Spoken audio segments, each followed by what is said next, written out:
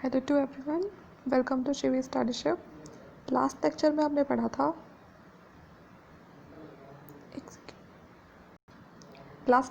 पढ़ा था विजयनगर एम्पायर के बारे में, उसके एडमिनिस्ट्रेशन के बारे में। अब हम शुरू करते हैं रिलीजियस मूवमेंट। जो मेडिवल टाइम में जो रिलीजियस मूवमेंट स्टार्ट हुए थे उनके बारे में पढ़ते हैं। तो ये जो रिलीजियस मूवमेंट है ये 15 से 16 सेंचुरी के बीच में स्टार्ट हुए थे, जिसमें सबसे पहले पढ़ते हैं भक्ति मूवमेंट के बारे में। तो भक्ति मूवमेंट क्या था? तो भक्ति movement was based on the doctrine that the relationship between God and man is through love and worship rather than through performing any ritual or religious ceremonies। तो मतलब जो भक्ति मूवमेंट स्टार्ट करने वाले लोग थे उनका मानना था कि जो भगवान और मनुष्य के बीच में एक संबंध होता है वो प्यार का और पूजा का होता है, ना कि किसी रिचुअल रिलीजियस सेरेमनीज़ का। मतलब वो ज़रूरी नहीं है कि भगवान के लिए हमें बहुत सारी पूजा ही करनी पड़ेगी या बहुत ज़्यादा दान दक्षिणा करनी पड़ेगी, बहुत सारे रिचुअल्स परफॉर्म करने पड़ेंगे, वो जब भी एक रिलेशन इस्टेब्लिश होगा। बल्कि वो एक प्यार का रिलेशन है, ना कि रिचुअल्स और रिलीजियस सेरेमनीज़ का। तो इस तरह से जो चीज़ें थी वो निकल कर आई। It was in South India for the first time that bhakti movement grew from a mere religious doctrine to broad based popular movement. तो सबसे पहले साउथ इंडिया में देखा गया कि जो भक्ति मूवमेंट था उसका एक नया तरीका निकल कर आया। मतलब उन लोगों ने इन सब चीज़ को कम कर दिया जो ये रिचुअल्स वगैरह थे, बल्कि उन्होंने क्या शुरू किया कि अगर भक्ति मूवमेंट है उसके थ्रू उन्होंने सोशल और जो रिलीजियस इक्वालिटी है उनको मेंटेन करने की कोशिश करी, कि उनको बैलेंस किया जाए। पहले असली मतलब वो है भक्ति का। तो जो संत थे, जो बहुत ही पॉपुलर संत पोइट थे, उन्हें अलवर्स बोलते थे, जो कि एक इमोशनल साइड बताते थे जो वैष्णविज्म था, जो भगवान विष्णु को मानते थे वो उन्होंने एक नई साइड निकाली उनकी। तो वो ये सब चीज़ें ना जो थी वो सॉन्ग्स के थ्रू लोगों को बताते थे, और उन सॉन्ग्स को बोलते थे प्रबंध, जो कि 10th सेंचुरी तक डिक्लाइन हो गए थे। लेकिन इसी चीज़ को क्या हुआ था, ये सब 10th सेंचुरी से पहले की बात है कि उस टाइम ऐसा होता था। भक्ति मूवमेंट को इस तरह लाने की कोशिश की गई थी अलवर संत के द्वारा, लेकिन उसको बंद कर दिया गया था। वो पूरी तरह से ख़त्म हो गए थे 10th सेंचुरी तक। उसके बाद फिर क्या होता है, इसी फिलॉसफी को, इसी आइडियोलॉजिकल मूवमेंट को वापस से रिवाइव किया जाता है। जिन्हें बोलते हैं, जिनके द्वारा इसे रिवाइव किया गया, उन्हें क्या बोलते हैं? आचार्यास। ये लोग भी वही थे, जो वैष्णविज्म था उसको मानने वाले। तो जो बहुत ज़्यादा इम्पॉर्टेंट इसमें निकल कर आए थे इम्पॉर्टेंट, वो थे रामानुजा, होस्ट डिसिपल रामानंद। जिनके जो डिसिपल थे वो कौन थे? रामानंद थे। और ये रामानंद जी किसको, जो नॉर्थ इंडिया में इस चीज़ को उन्होंने फेमस किया, भक्ति मूवमेंट को। मेन फीचर क्या थे इसमें, इस मूवमेंट को स्टार्ट करने के, कि रिचुअल्स को और सेक्रीफाइस को ख़त्म करना है। साथ में हार्ट और जो माइंड है, इंसानियत है, डिवोशन है, उसको ज़्यादा से ज़्यादा एम्फेसाइज़ करना है। और लोगों को ऐसा बताना है कि भगवान, जो लोग बहुत सारे भगवान को मानते हैं अलग अलग रूपों में, तो कि मोनोस्थिक्टिक इन नेचर, के मतलब जो भगवान है वो एक ही है, और जिसकी बहुत सारी फॉर्म हो सकती है या फिर वो फॉर्मलेस भी हो सकता है। सबसे ऊपर है नॉलेज। और साथ में उन्होंने क्या शुरू किया? समानतावाद, कि मतलब सब चीज़ें समान होनी चाहिए, समाज में जो भी है वो सब कुछ, मतलब एक कोई छोटा बड़ा या कास्ट के बेसिस पे कोई चीज़ें इस तरह से नहीं माननी चाहिए, बल्कि सबको इक्वल समझना चाहिए। कास्ट को इन्होंने कम करने की कोशिश करी, जो कास्टिज़म बहुत ज़्यादा फैल रहा था उसको भी कंट्रोल करने की कोशिश करी। जो बेस्ट फॉर्म है वर्शिप की वो है भजन। तो इनका मानना था कि अगर आप भगवान की वर्शिप करना चाहते हो तो सबसे जो एक अच्छा तरीका है वो है कि आप भजन गाओ। उससे क्या होगा, उससे आपको गॉड के होने का एक एहसास होगा, वो भी पर्सनल एफर्ट के साथ, कि आप गा रहे हो, भगवान को याद कर रहे हो, तो आप एक पर्सनल एफर्ट दे रहे हो, ना कि कोई रिचुअल सेरेमनीज परफॉर्म कर रहे हो। तो इससे आपको एक अच्छा ज़्यादा एहसास होगा भगवान के होने का। इसके लिए आपको किसी भी जो पुजारी होते हैं, प्राइस्ट वगैरह होते हैं, उनकी ज़रूरत नहीं है, किसी संत की ज़रूरत नहीं है, बल्कि आप अपनी लोकल लैंग्वेज में भजन करो और भगवान के होने का मतलब एहसास करो। उसके बाद है भक्ति संत। तो जो भक्ति संत बहुत ही इंपॉर्टेंट थे, उनके बारे में पढ़ते हैं कि रामानुजा। तो ये क्या थे? ये भी एक वैष्णव संत थे जो कि साउथ इंडिया के थे।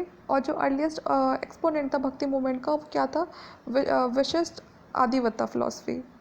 उसके बाद है फिर रामानंद, जो क्या थे, वो पहले ग्रेट भक्ति संत थे नॉर्थ इंडिया के, जो रामानुज के क्या थे? डिसिपल थे। उन्होंने कहते कि मतलब एक द्वार खोल दिया था भक्ति के लिए, कि कोई भी आके भक्ति मूवमेंट से जुड़ सकता है, भगवान की भक्ति कर सकता है, वो मतलब उसको अलग नहीं किया जाएगा उस इंसान को, क्योंकि पहले क्या होता था कि जो भक्ति वाला सिस्टम है कि मतलब भगवान को मानने वाली चीज़ है, वो भी सिर्फ ना जो अपर कास्ट के लोग होते थे या फिर जो ब्राह्मण्स वगैरह होते थे, सिर्फ उन्हीं को राइट होता था कि वही महाभारत रामायण को सुनेंगे, वही उसको गाएंगे, वही मंदिर में जाएंगे।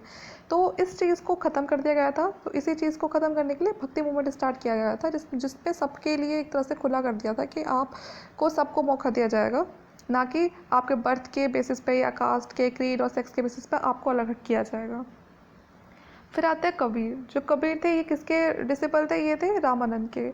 और ये भी अपोज करते थे कास्ट, क्रीड, इमेज वर्शिप को भी, जो अननेसेसरी रिचुअल्स होते हैं उन सबको दूर करने की बात करते थे। और साथ में जो एक हिंदू मुस्लिम के बीच में शुरू से एक क्या कहते हैं लड़ाई चलती आ रही थी, तो उस चीज़ को भी हमेशा ये क्या करते थे, सॉर्ट आउट करने की कोशिश करते थे। और ये बिलीव करते थे सोशल यूनिटी में। उसके बाद है गुरु नानक। जो गुरु नानक थे एक निर्गुण भक्ति संत थे और एक साथ में सोशल रिफॉर्मर भी थे। ये पहले सिख गुरु थे और जो सिखिज्म था उसके फाउंडर थे। फिर आते हैं चैतन्य। ये भी काफ़ी बड़े ग्रेट संत थे और ये किसको मानते थे?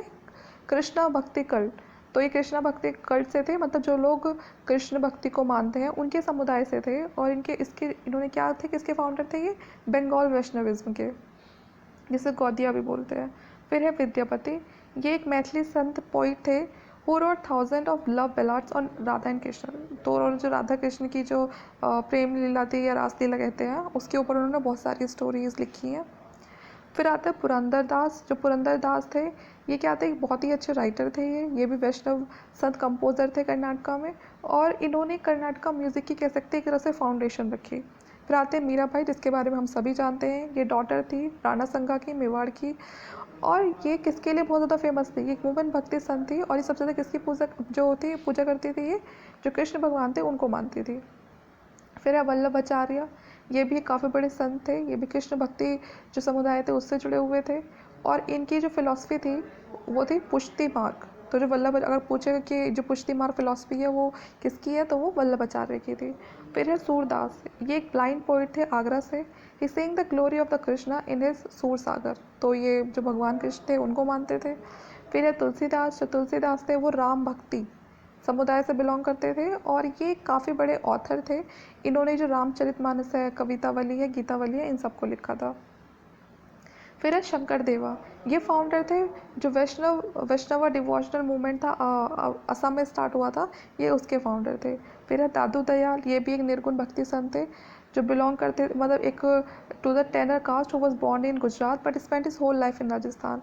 तो ये वैसे तो बॉर्न इनका गुजरात से हुआ था, लेकिन अपनी बात की लाइफ इन्होंने सारी राजस्थान में ही स्पेंड की थी। और ये फाउंडर थे दादू पंत। फिर है त्यागराज। ये एक तेलुगु थे जिन्होंने अपनी जो लाइफ है वो तमिलनाडु में स्पेंड की। और ये भी एक संत थे जिन्होंने कंपोज किया था कर्नाटका म्यूजिक को। He adored god in the form of Rama in incarnation of a Vishnu and the hero of the Valmiki Ramayana. तो ये क्या कहते थे कि जो भगवान राम है वो किसके अवतार है? विष्णु जी के अवतार हैं। और वो जो वाल्मीकि जी की रामायण है उसके हीरो हैं। फिर है भक्ति संत और महाराष्ट्र धर्म। इसमें सबसे पहले पढ़ते हैं हम जननेश्वर के बारे में या जनन देवा के बारे में।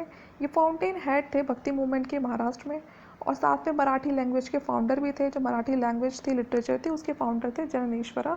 इन्होंने काफ़ी बड़ी लॉन्ग कमेंट्री लिखी है किसके ऊपर? भगवद गीता के ऊपर, जिसे भवार्था दीपिका भी बोलते हैं। और साथ में मोस्ट कॉमनली नॉन एज जननेश्वरी। उसके बाद आते हैं नामदेवा। ये भी कंटेम्प्रेरी थे जननेश्वर के और ये टेलर थे बाय कास्ट, लेकिन ये सारी कास्ट के जो जितने भी डिस्टिंक्शन होते हैं उन सबको अपोज करते थे।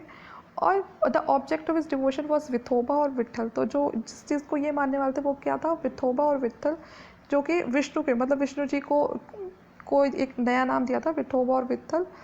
तो जो कल्ट था विथोबा और विट्ठल का, उसको बोलते थे वारकारी सेक्ट। मतलब जो विट्ठल जो विष्णु जी को मानने वाले थे इस नाम से, विथोबा और विट्ठल के नाम से, उस समुदाय को बोलते थे वरकारी सेक्ट। और इसको किसने फाउंड किया था? नामदेवा ने। फिर है एकानाथ।